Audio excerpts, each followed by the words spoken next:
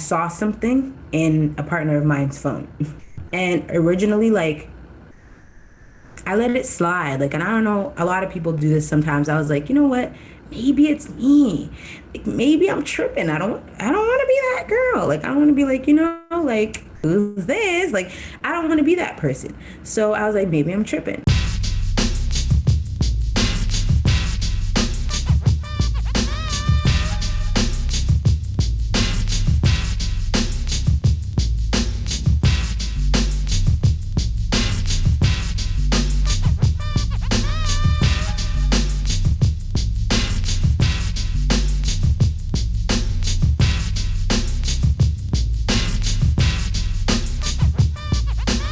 Good morning, good afternoon, good evening, and good night.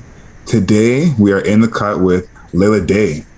Hey. You know what? I feel like this is like a throwback week on the show because we talked to Neela a couple of days ago, and she's actually part of our intro to the show. And we had never met in person until this week. And you're one of the first people whose music was like sent to me when I started the show. This is like years ago. And when I came to your release party, I was like, is this the same Leila? So yeah, it's a crazy to see that everything kind of come to fruition and come full circle. The album, the project, Detour is out right now. And I want to start at the beginning because I feel like when everyone starts that project, they kind of get brought into that world, with that little intro and the poem by Desiree. Talk about how that poem came together and ended up on the project. Yeah, I mean, it's kind of funny, but I always tell people that the poem was one of the last additions to the project. So I had recorded a bunch of songs and I was like, okay, this is the way that I want it to kind of sound. And I started doing like a type of track listing, what I feel like would flow one into the other. And then I just felt like it was missing something. And I didn't know what, but I was like, I feel like it needs something to bring it all together. And one day I was just thinking like, okay, maybe it could be a poem, but like, I'm not the greatest person. Like I could write songs, like, but like, I don't know. I don't really feel like I'm the greatest poet. And it sounds strange, but for me, I'm like, all right, let me just see. So I just put it out there on Twitter. I was like, hey, does anybody know of any like women of color in Toronto who are poets? And my homeboy Scribe, he got back to me. He was like, listen, I have the perfect, a couple of people actually reached out, but he's like, I have the perfect person. Like, don't worry about it. Like, she's amazing. I was like, all right, cool. So he ended up connecting me with Desiree. And honestly, like, we probably spoke, we hadn't even met in person. The first time I met her in person was actually at the EP release that I had. That's crazy. Yeah, because of COVID, we didn't meet in person. But we just had a couple of conversations. She was like, okay, like, what's the vibe you're going for? I explained it. I told her like what I was trying to say. And then she was like, no problem. She got back to me within like a couple of days. And there was like very few edits. I was like, how did you actually take all of my ideas and like put them into this poem? Like everything I wanted to say. So it was honestly, it was perfect. Like, and then from there, we just did a couple of rounds of her singing and then also myself saying it. And I think in my mind, I just kind of knew how I wanted it to sound. So I asked her, I was like, do you mind if I say the poem? She was like, no, go ahead. And I was like, perfect. So that's how it kind of came about. And yeah, I couldn't be happier about it. It's honestly an amazing piece. It was crazy when at the release party you said that she wrote the poem because it literally, like, when I got to listen to the album again afterwards, it fits so well with the album that it literally, like you said, it came from your head. So that's just one of those gems that you just gotta thank, God that came together, because it feels like it literally came from everything you wrote had a baby, and the poem was a baby. It was meant to be. I agree. Now, I didn't even know that you used to rap. Came through doing some research. I didn't even know that you used to rap, and it's interesting because "Blessed" is one of my favorite songs from the project, and I feel like your energy on "Blessed" is talking, little broing some people a little bit. And talk about why you kind of got out of rap, because you do have some of that hip hop energy still in your music, but you just said I'm not trying to be in the rap game itself. Yeah. So I mean, when I was rapping, I was honestly also, I feel like, at a greasier place in life. I was younger and I was playing ball. Like before you continue, I'm gonna actually tell you I'm stealing that one. That's actually the perfect way to describe a past life. I was at a greasier place in life. Crazy. Sorry, I'm taking that. I really was. That's okay. I really was. like I was playing ball at Eastern. We were just at it, like I think even with my basketball team, my high school was just at a much more greasier place in life, and I related to like hip hop way more than, well, maybe not way more, but like I was at that time, I think I was just relating to hip hop way more. Um, and I had a brother, Julian J. Coop. He was like, honestly, like I think if you were to flow, like this would be really dope. And I was like, oh, I could definitely do that. I had a very competitive spirit because I also played basketball. And he was like, yeah, all right, cool. He's like, so he was the one of the first people to write me like one of my first rhymes. And he was like, let's see, like, and my bro is very big on like flow, cadences, sitting in the pocket. And he was like, let's see if you could do this. And I was like, all right, cool. So I ended up rapping what he wrote for me, and he was like, this is fire. So we just started creating like fun, creatively. He was like, all right, cool. Like, so we started collaborating on a bunch of verses, and I was like, all right, cool. I was already going as PG because I played ball and I was a point guard and a shooting guard, so it just made sense. We were all just kind of, just in the cut, freestyling and just kind of like coming up with raps, and I started recording them. So I was definitely convinced that at that time I was gonna do the whole rapping and singing thing. I'm still a very big fan of Lauryn Hill. I was like, this is what it's gonna be. After a couple of years, really, I just kind of was looking at the state of hip hop and the state of what was actually kind of going on at the time, but also for myself. Like I would watch like the Breakfast Club.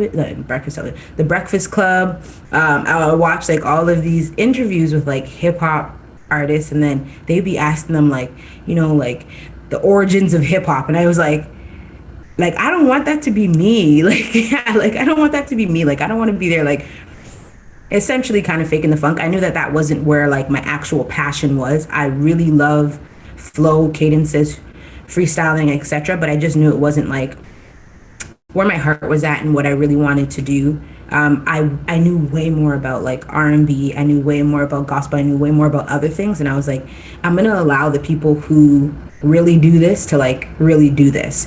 And I wasn't kind of like one of those rappers at the time. Like I wasn't really rapping about like what I would consider to be like surface level rap. I was actually kind of a little bit more conscious. I was very braggadocious. I was very whatever, but it was really fire. Like I'm not gonna lie to you. But okay. but it just honestly, I think as I moved into the more mature myself, I knew that it wasn't something that I could hang on to and it still be very authentic to me. So I transitioned and I rebranded, and I was becoming way more intrigued with and more. I was just more interested in like really honing in on my craft as a singer because I always wanted to sing anyway. And so I rebranded as Leila Dey, and I just started working on my singing craft. I think I was okay as a singer, like when I was going as PG, but I really just started practicing more and really feeling like, okay, like how do I want to sing? How do I want to sound? And what do I want to incorporate? And so that's where I feel like the flow of like hip hop and like rap kind of meets with my R&B, because I'm like I can do both, and I really love like a good melody or a good like flow or rhythm. I'm just like, yeah, like that's dope.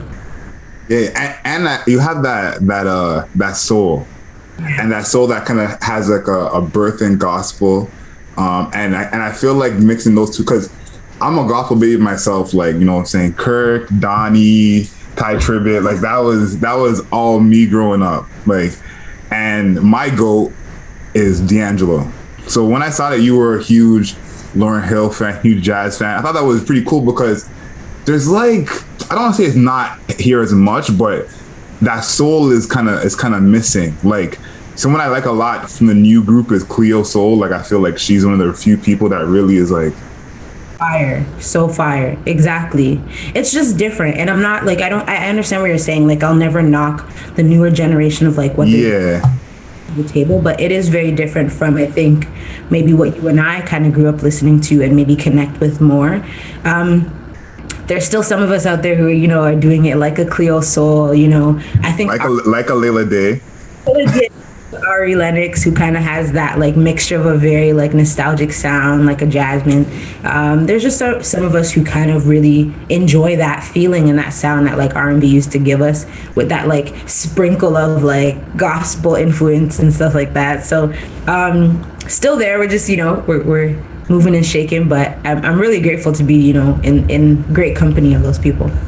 Yeah, and you know the crazy part? I feel like some people don't want that emotion in their music, which I think is weird because music without emotion to me feels like not music in a way, And I've like played songs for people, and back before R. Kelly was canceled, and we were trying to show people R. Kelly songs, like their songs have emotion in them, or like real like Jodeci, and people are like, this is maybe too deep for me. This is maybe too. I'm like, I don't understand it. So it's like to find a kindred spirit in that same way is great to see. Like people weren't afraid to be vulnerable, especially like men. I would really say that like men in R&B different. Like there's that meme that goes around and says like, you don't know R&B unless you're like, you have a music video in the rain or something like that. And like that's so real. Like every music video back in the day, like somebody was like in the rain or like running after their lover or like something like that. Like one of my favorite people, like male R&B singers is Tank.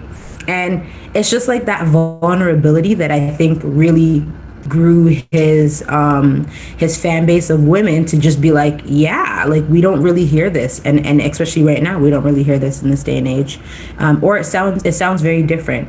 And so I think like I don't know, some people don't like it, some people do like it. It resonates with me a lot, but I don't know, this new school, they just look at love maybe very differently. Man, it's like you're leading me where I'm trying to go right now. Because that is, I think, what it is. Like, the song "Let's Chill" by Guy. If you listen to the intro, he's literally being like, "Let's just grow together." Like he's talking on some real Sims type stuff, and he's like speaking it from his heart. Whatever. It's like no dude would do that now. Even a song that's like still like you love a shorty. The intro where he goes, I just want to spend time with you, turn my life around. Like no one would do that now. I don't know, like if you remember like Music Soul Child, like you know what I'm saying, like those records, like those lyrics just like kind of spoke to someone's internal and not necessarily like the physical all the time, which I feel like is just so much more deep. And so I hope that there's still a place for music and those kind of music lovers, because I don't want to see it like die.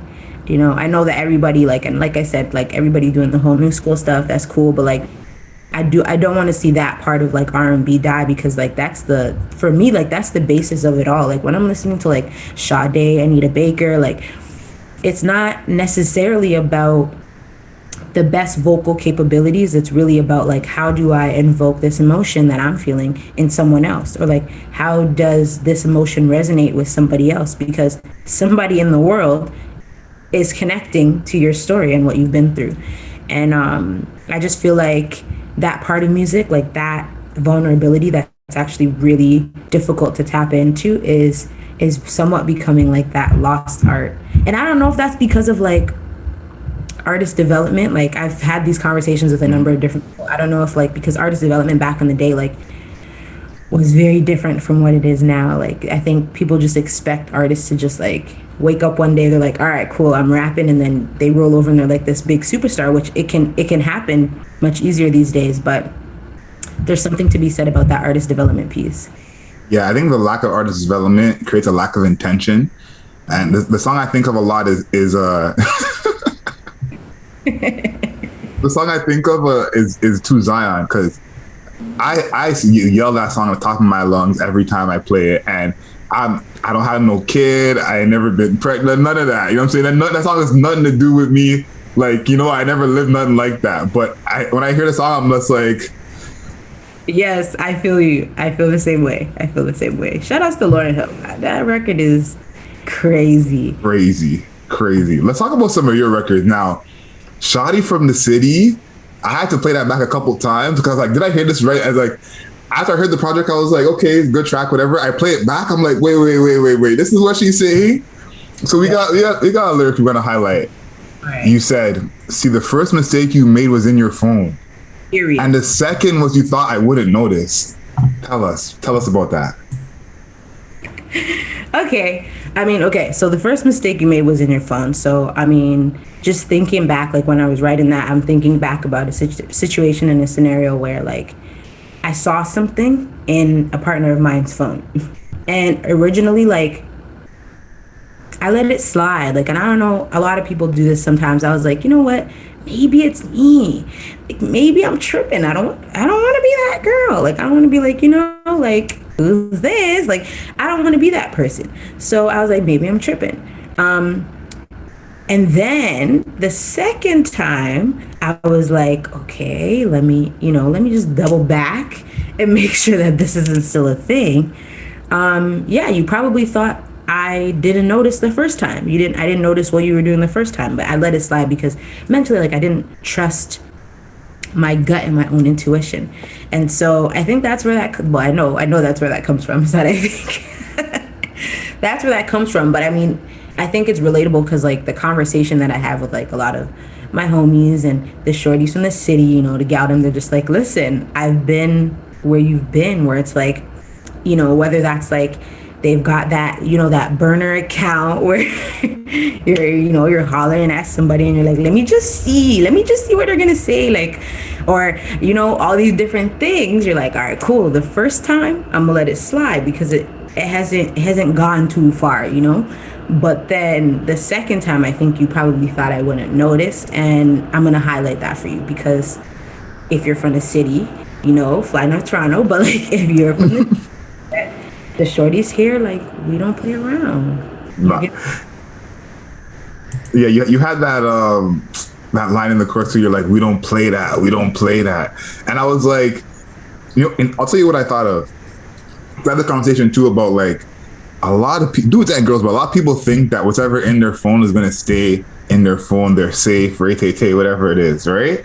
And it's like it's a decade plus of us being in the game to understand that's not how it's going to go. Like it's not going to go down like that, and it's just the audacity, right?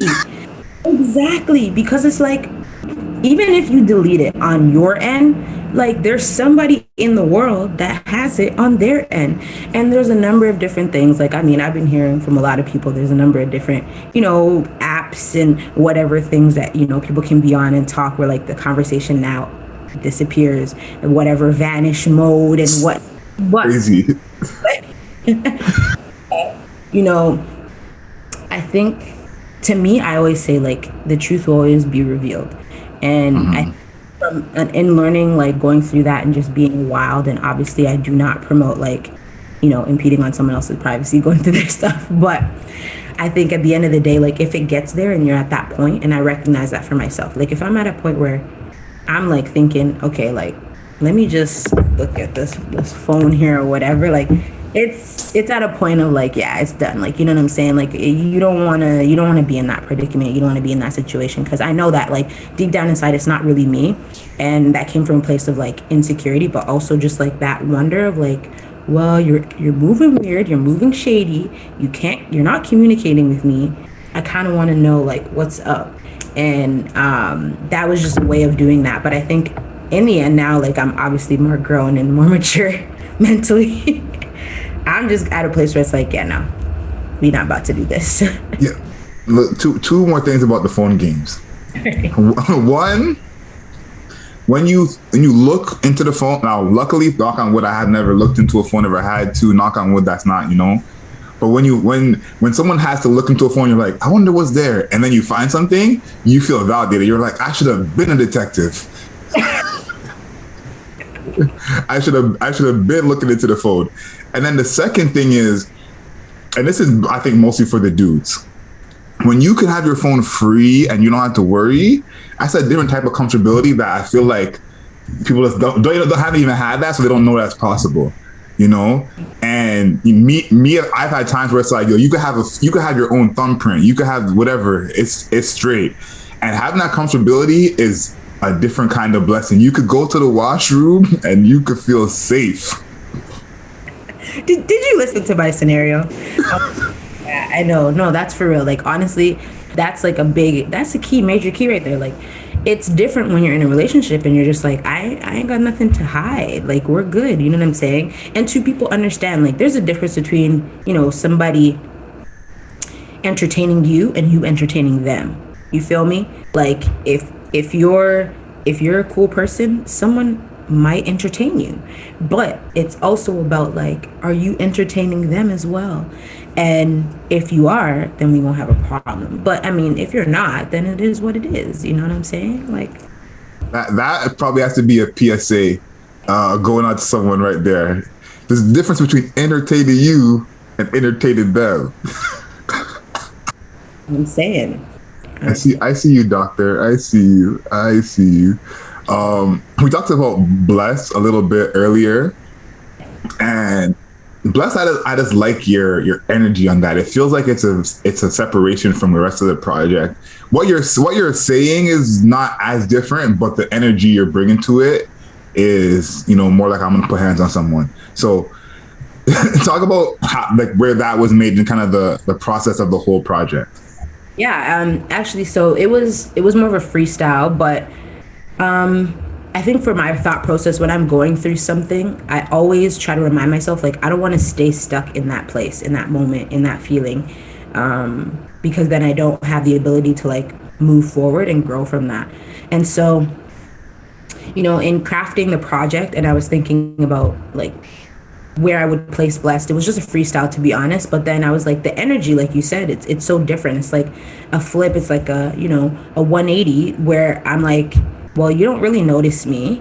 You ain't really saying nothing, but I need to let you know, like at the end of the day, and I need to remind myself that I'm blessed. Like this is the energy that I have, and this is the energy that I bring to the table at all times. Like yes, somebody might, do me wrong, or I might be knocked down in any situation, not just relationship wise, but like I might be going through something, but I need to remind myself that like, yo, you're blessed. And, it just made even more sense because when I was crafting it, it was a freestyle. When I was crafting it, I was like, I'm such a technical person. Like I like when like, A goes to B, B goes to C, C goes to D, like all those kinds of things. And I think you can kind of hear that in the music.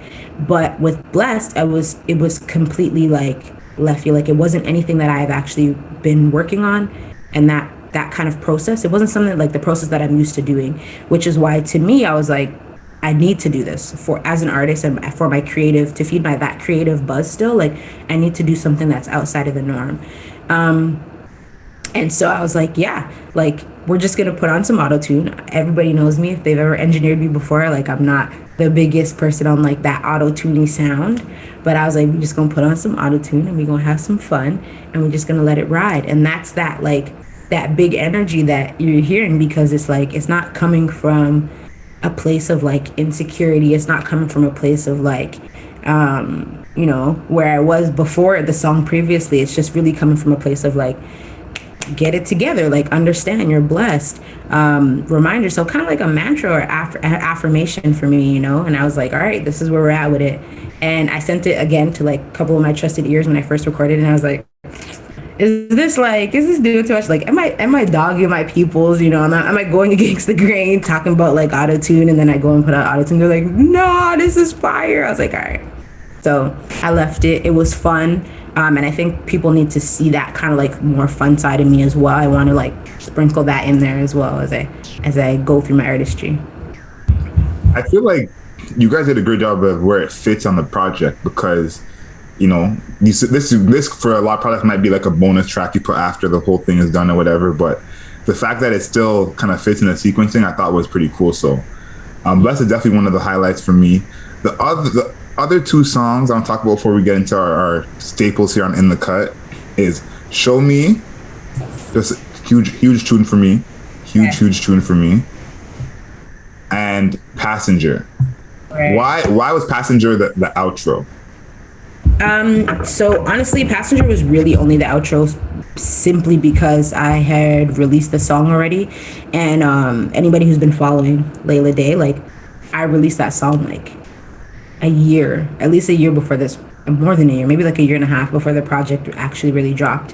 And in releasing Passenger, I will admit it was released a little prematurely. Like I had in my mind, I had thought that the project would have already been done, and I was like, Passenger's gonna like liaison me to like finish the project quicker, and really, it did not. Like I released that and I was like, yo, like I'm struggling, and so there's like a big gap. but I knew that like I wanted that to be on the project because I feel like it still fit with what I was trying to say.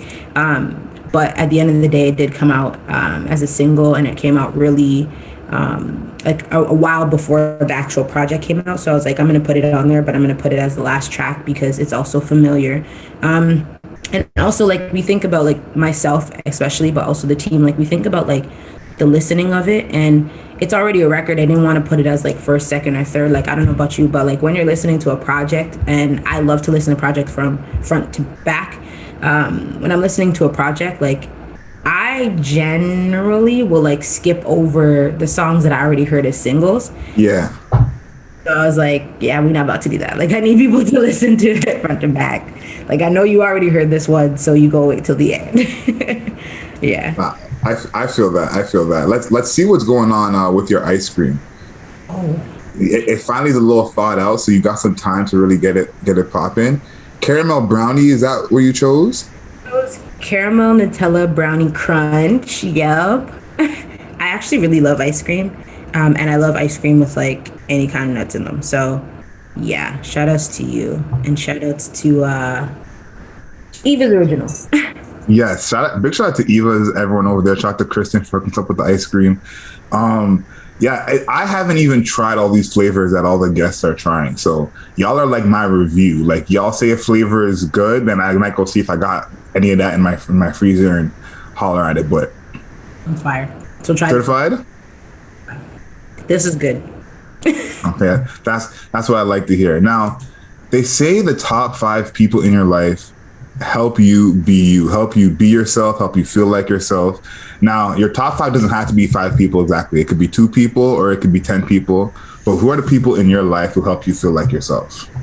So number one, I find like my family is really important to me. I think most people know that by now.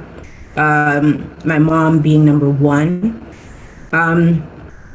I think that's just because like she's such like a selfless person, and if I've ever like experienced unconditional love, it's from her. And I don't know, like I know a lot of people who have family but aren't necessarily in like good connection with them, and I never really take that for granted with my mom, because honestly she's just such a beautiful person. And I'm not just saying that because she's my mom, but honestly she's taught me so much, like just about being a good person, and like the emotional aspect of things, where it's just like she's selfless and like she thinks about her kids and like everybody else first before herself.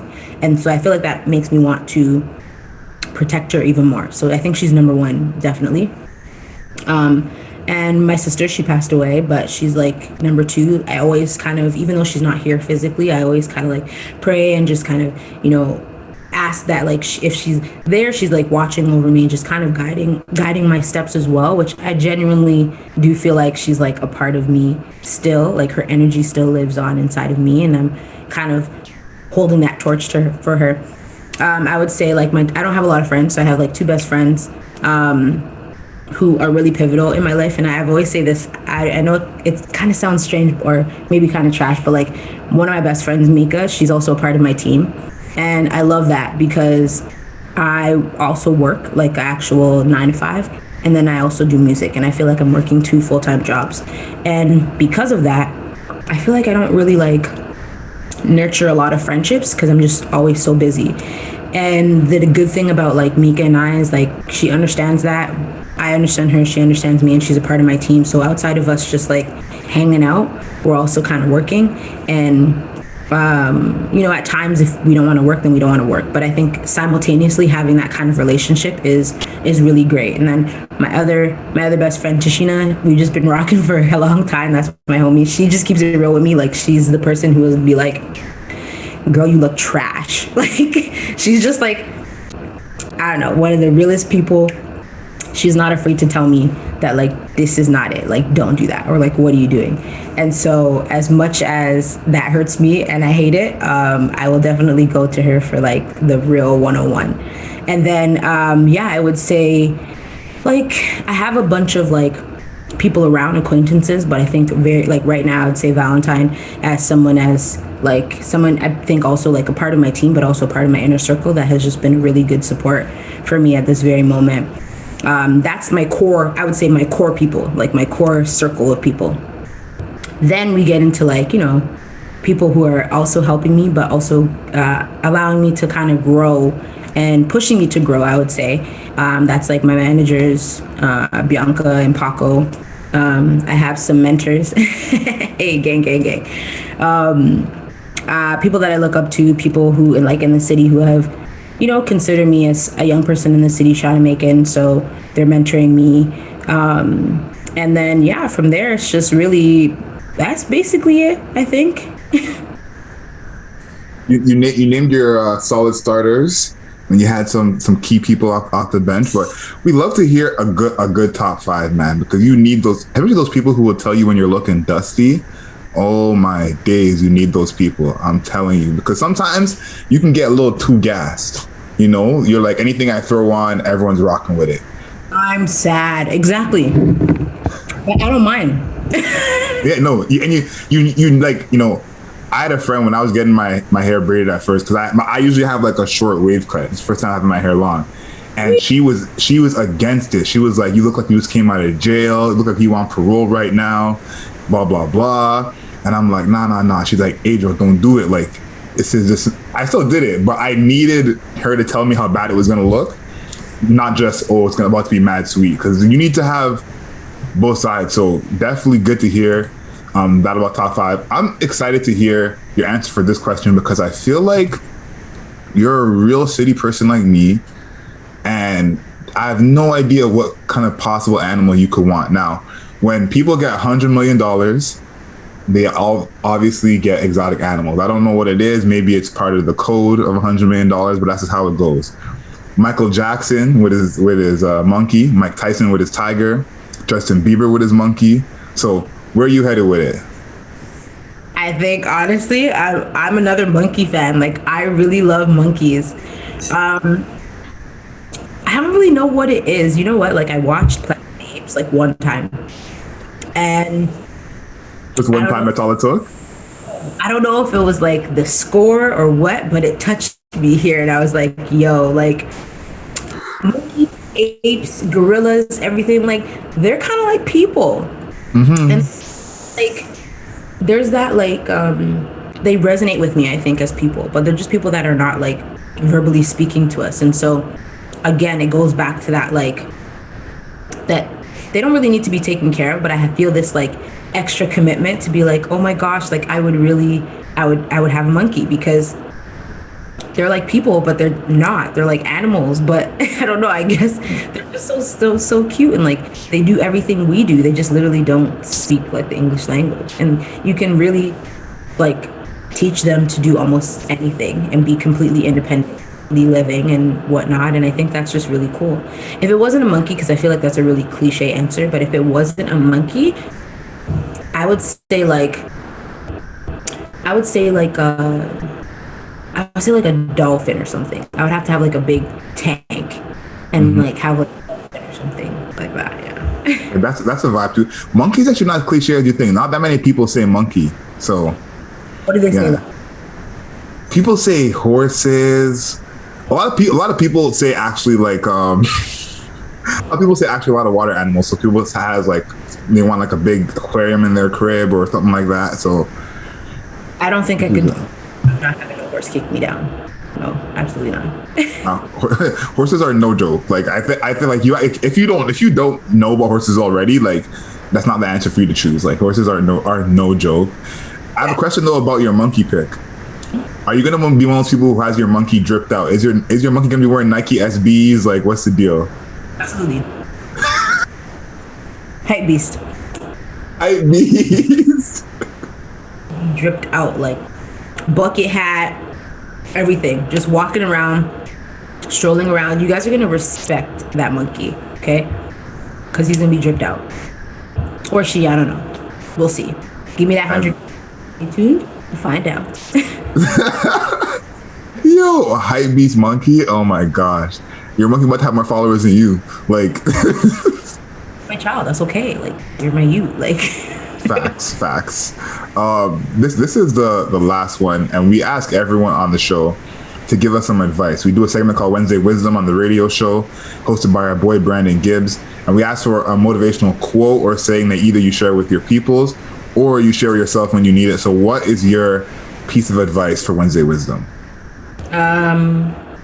So there's a couple, but I would say I think one that I really revisit like all the time is when one door closes, another door opens, but we often look so long and regretfully upon the closed door that we do not see the ones that are open for us. That is something like I live by. I think my cousin told me that, or let me see that quote by Alexander Graham Bell when I was probably like 8 years old, and it's like ingrained here because it allows me to like always keep looking forward, like keep moving forward. It allows me to not like stay in kind of that depressive state where I'm just consistently like, like this happened or whatever. So, yeah, and I think it's honestly a place like that has helped me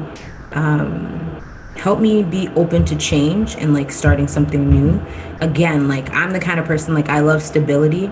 I love to know what's gonna happen today, tomorrow, 9 p.m. Like I need to know, like schedule it in. And I think in just when we like are literally fixated on particular things, we don't see like the other doors that are open for us. And I'm gonna say this really quickly. One of those things was TikTok for me. Like, as you know, like I was just kind of like, I'm an anti-TikToker. That's for the kids. Let the kids do that. Like I'm horrible at these transitions, and please, like I'm not gonna go on TikTok.